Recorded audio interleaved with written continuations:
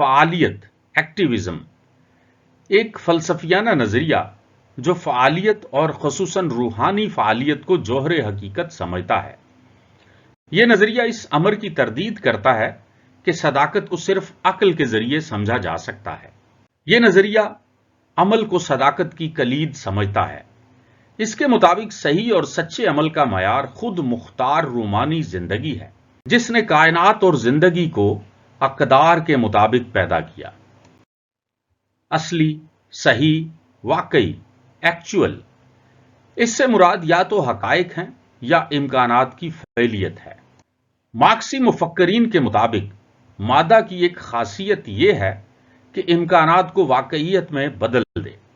ارسطو کے فلسفہ میں یہ تصور غیر جدلیاتی رہا ہے اور اسی وجہ سے اسے خدا کو محرک اول ماننے کی ضرورت پڑی۔